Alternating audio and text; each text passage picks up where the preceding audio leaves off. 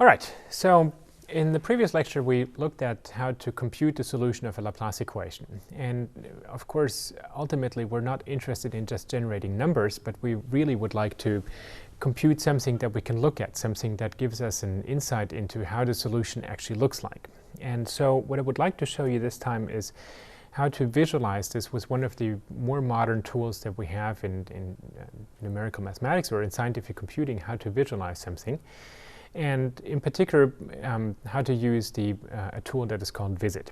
So there is, of course, a great number of visualization tools out there, things that we can use to visualize solutions. For example, there are programs that are called Visit and ParaView and MayV and HiVision and GMV, GnuPlot, OpenDX, AVS Explorer. I could go on with this list as long as I want, all day long. Most of them are fairly small-scale things that, let's say, an individual person or an individual group wrote for their own purposes.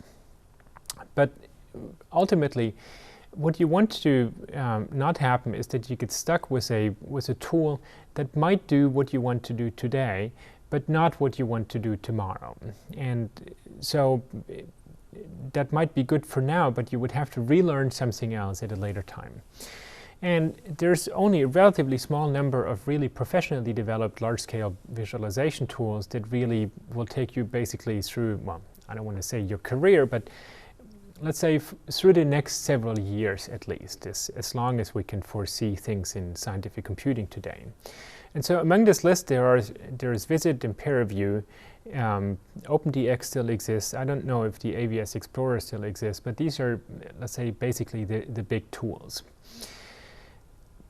By and large, what people today use is really only two. There are two big programs that are open source that are free to use, and these are called Visit and ParaView.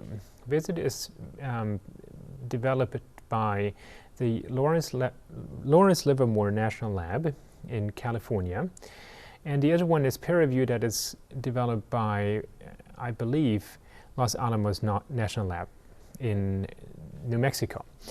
Both of these are built on a toolkit that is called VTK, the Visualization Toolkit. That's been around for 15 or maybe 20 years by this time.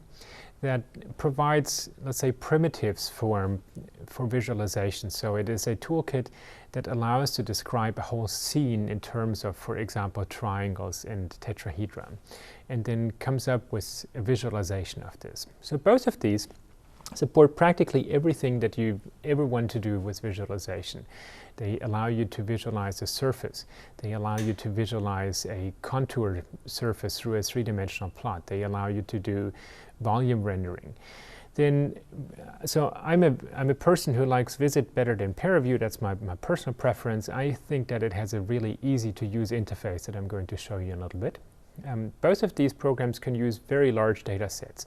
In particular, they can work in parallel. So if you ever solve PDEs, for example, on 10,000 processors, you will quickly find that one of the biggest obstacles there are is that you end up with tens of gigabytes, maybe hundreds of gigabytes of data, and suddenly you realize that the biggest hurdle to doing these sort of computations is not actually to solve a linear system of this size, but to visualize the solution. And both Visit and ParaView have tools where you can run them in parallel on a cluster, and each individual machine is only going to visualize a small part, and then there's one machine that brings this all together and produces a picture on your screen.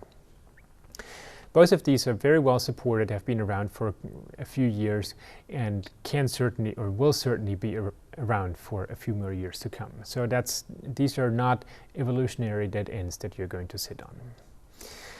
So what I would like to do is I would like to run step 3, and I would like to show you how to visualize this.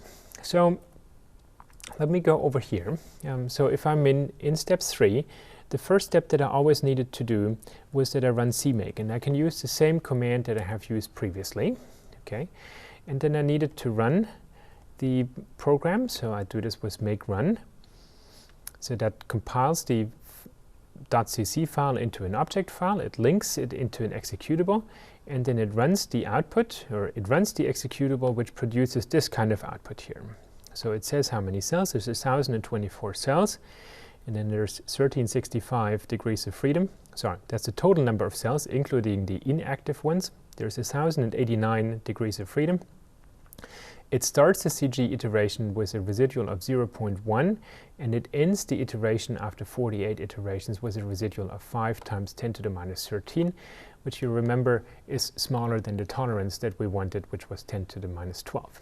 So if I look at the result in this directory, there is a file that is called solution.gpl. And in the code, we said that we wanted output in GNU-plot format. So solution.gpl is in GNU-plot format. And I could show you how to use GNU-plot here, but that's not so much the point of this lecture. You can actually find this in the documentation of step 3. If you take the documentation of at least the current versions, that's what we use, and we give an example of how to use GNU-plot. Rather, what I would like to do is I would like to show you how to use visit with this. And the first thing that we will have to do is that we change the output format from GNU-plot to the VTK format that visit understands. So, notwithstanding the fact that I have told you that you should use Eclipse, I'm going to use Emacs just for 1 second because I don't want to set up any projects and so on and so forth. All I want to do is replace the call to write GNU-plot here by a call to write VTK. So this data out object can not only write data in GNU-plot format, but also in VTK, in VTU, in GMV, in basically any format you have ever heard of. Data out has a lot of functions where you can write data in practically any format. So I'm going to use VTK format, and I'm going to write the output into a file called solution.vtk. So let me save this. No, I don't want to change the copyright here. Let me save this and call make run again.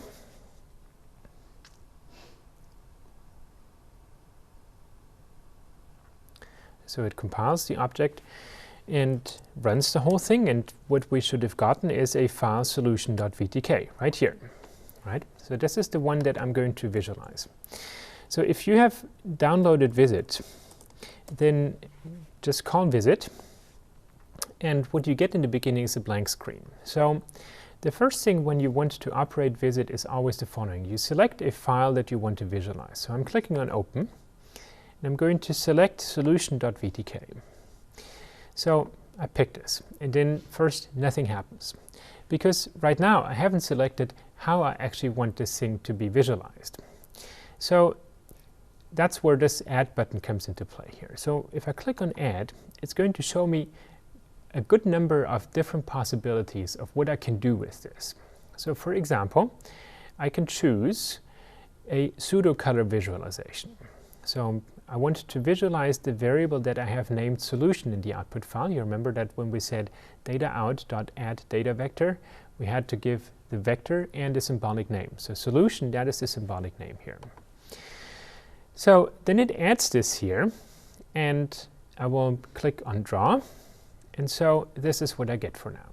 Okay, so you may remember that the solution that we're solving, or the problem that we're solving, is minus Laplace u equals 1. So you can think of this as a square membrane where I have a force from underneath with area density 1 that pushes this membrane up. And so you get something that bulges out at the top. So this is the simplest way of visualizing this. And now let me show you other things that I can do with this. So if I double click on this one here, one of the things I can, for example, do is I can choose a different color table. So let me choose, for simplicity, let's say X-ray. You will probably want to play around with this a little bit. So this is how it would look with X-ray. Or I could choose CPK Rasmol, and it's going to look like this, right? So depending on what you want to visualize, there's better and worse choices. Oftentimes the choice of what color scale to use comes a lot from the application that you're dealing with. So let's say if you deal with, for example, porous media flow in oil reservoirs, then typically the saturation, the water saturation, is given on a scale from brown to blue. Brown means it's all oil, blue is all water. So you will want to play with this depending on the community that you want to communicate your results with. So let's stick with this for a moment. We could invert this here if we wanted to. click on apply again, we get something like this. I liked it better the first way. Okay, so maybe this by itself is not really yet what I want, so maybe I would like to add a contour plot. So I want to have the ISO lines of the solution. Okay, so I add the contours of the solution, and I click on draw, and it's going to plot the ISO lines. And again, if I double click on this, there are things that I can play. For example, maybe I don't want to have 10 lines, but I want to have only 6 ISO lines, something like this. Or so the solution is between 0 and 0.29. Maybe I want to have values, for example, at 0.1, 0.15, and 0.2.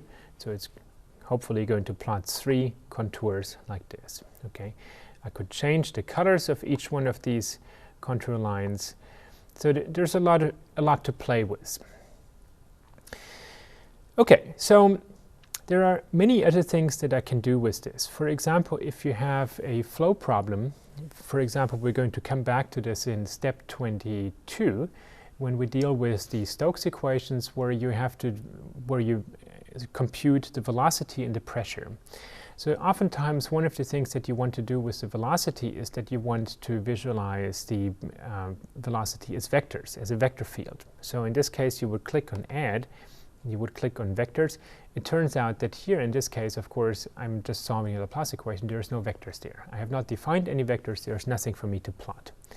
Then if you're in 3D, sometimes you would want to have a volume plot of the solution. If you have, again, vectors like for a flow problem, you might want to have streamlines. One of the things that you often want to do is you want to visualize the mesh. So that's my mesh right now. This is the 16 by 16 mesh or 32 by 32 mesh that I solved on. So these are the sort of things that you can play with this. Let me delete this one again. I can also just hide it temporarily, but I'm going to delete it altogether. And I'm also going to delete the contour plot. One of the things that you often want to do is that you want to transform something. And that is what we do with these operators here. So the operators allow me to either transform the output or to restrict it, for example, to a subset. So let me show you what happens when I click on operators here. So there are possibilities for transforms. So right now I'm showing you a two-dimensional plot, right? A 2D plot of the solution. Let's say I wanted to plot this as 3D. I told you that I can consider the 2D Laplace equation as a model for a thin membrane that has a vertical deflection. So let me, for example, take the elevate option here, okay? And then I need to modify the properties of this elevate operator. Actually, let me draw this first here. So I can rotate this. This shows me that there is a three-dimensional elevation now. And the elevation is with respect to the solution variable, right? So sometimes, for example, you might have multiple solution variables. You could have the elevation with respect to any of these. I can modify this elevation. So just like if I double-click on this, I get a window that pertains to the first part, namely to what is being plotted, the pseudocolor. But I can also do this for the operators. So if I go to operator attributes, transforms, elevate, this is the one that pertains to how it is being elevated. So I could, for example, click on this one here and use another elevation factor. So that scales it not just due to some arbitrary thing, but due to the xy limits. And then I could use, for example, a user minimum and maximum of, let's say, 0 and 3. And I would get something that looks a lot flatter, right? Or if I choose a minimum of 0.5 instead of 1, I get something that looks like this. So I can play with this a lot. I can, if you want to, I can also apply multiple operators. For example, I could select a certain subset with an operator selection. So I could, for example, choose a box based on the xy coordinates. So if I go on selection here on the box, I could, for example, choose from x equals 0 to 1, y equals 0 to 1, z equals 0 to 1. If I apply this and plot this, then you see that, so originally I had, so my domain is from -1 to +1 in x and y direction, and in z direction I had elevated this from 0 to 0.5. So after scaling, I'm at between 0 and 1 in z direction. So if I want to plot this all the way up here, maybe I need to select this. So you see that I applied a box operator to the elevation operator. I need to enter the z coordinates 0 to 2 here with respect to the elevated coordinates. So that cuts out only a quarter of my domain.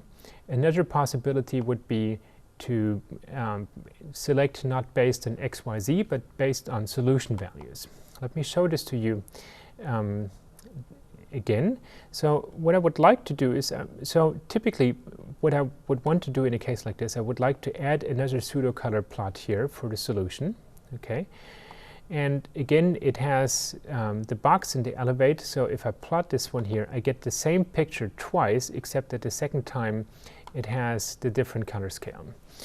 But what I really would like to do is I would unclick this one here, and I would like to remove the box operator from the second plot. So remove last.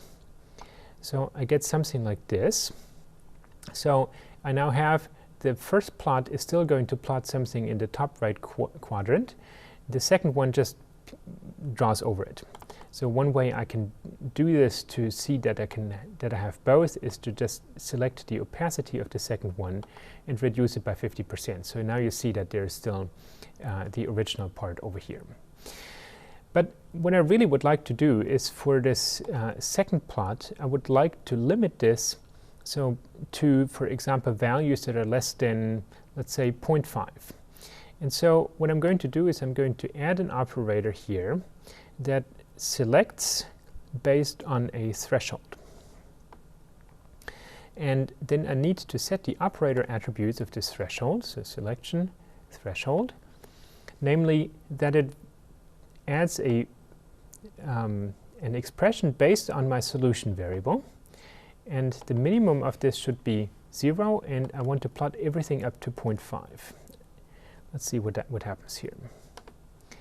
So if I plot this, actually it plots the entire thing because the solution was between 0 and 0.29. So let me set the maximum, for example, at 0.1. So that means restrict this second plot only to all of these function values that are less than 0.1. So of course you get a little bit of a ragged edge here because it looks at individual vertices of these cells. But basically that's sort of the idea, that you have individual plots and then you have operators that select on this or that elevate this. These are the sort of things that you play with. So there's a lot to explore with Visit. I find it relatively easy to use, so it didn't take me very long to pick up on it, and it's certainly very quick at coming up with very elaborate plots where you have multiple plots here on the left with multiple operators and so on and so forth. There's one thing that I would like to mention before I end this lecture, namely, from an aesthetic viewpoint, this plot that I have just produced is terrible. It really is not a pretty plot, and the reason is that there is so much information, almost none of which has any meaning to the person who actually looks at the solution. So for example, there is the tripod here, there's my username, there's the date of today, there's the name of the file from which I plotted.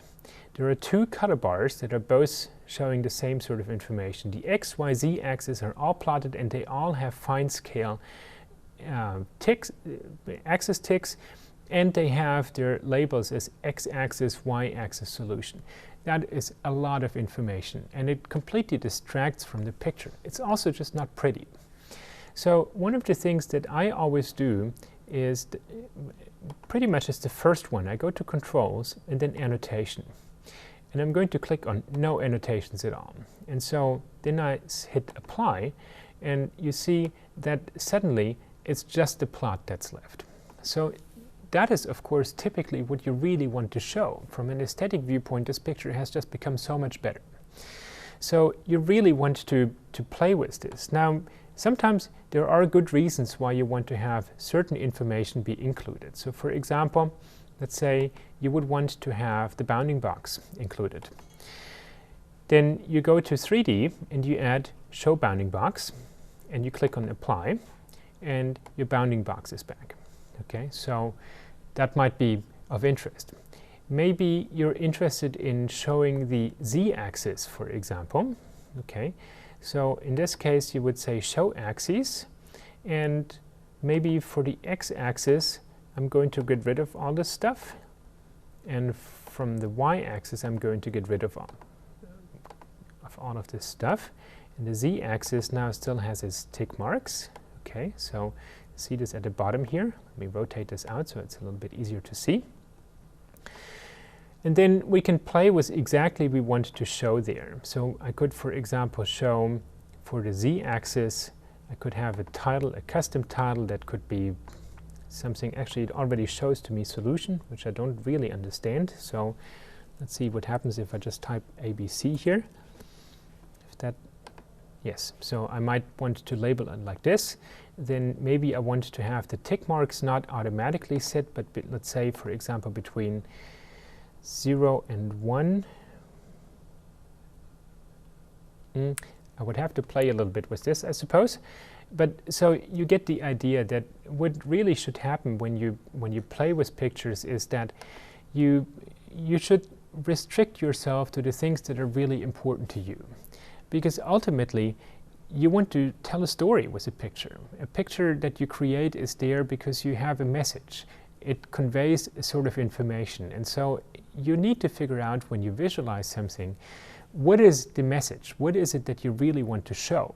What is it that makes sense to the reader? And then remove all of the extraneous crap around it, right? There is absolutely no value if you want to show, for example, that under these conditions the solution is something that bulges upwards. There is no need to show me a color scale. There is no need to show me the x and y axes and ticks. There is no need to show this and that. There is no need to show the mesh, for example. All of these sort of things are completely extraneous. And so my message to my students always is, when you create pictures, throw away all of the crap and then selectively add those parts that you really care about, the ones that are important to understand the message of a picture. And I think that is one of the things that the creators of Visit, I don't know if they didn't understand it, but they certainly didn't follow it when they created this interface, because the pictures that it creates by default are not very good because there's too much information there. Throw it all away. Restrict yourself to the part of the information that's really important. So Visit is my tool for these sort of things. I understand that peer review is no worse than Visit. It has a completely different interface that I sort of can't really get along with, but people are quite happy with peer review as well. And so choose the one that you feel more comfortable with. They both can produce high quality pictures. So I will use Visit at various other times during this class, and we will look at, for example, how to create pictures with vector plots and so on and so forth. All right, this much for visualization, and then in the next class we will come back and talk a little bit about C++ and templates.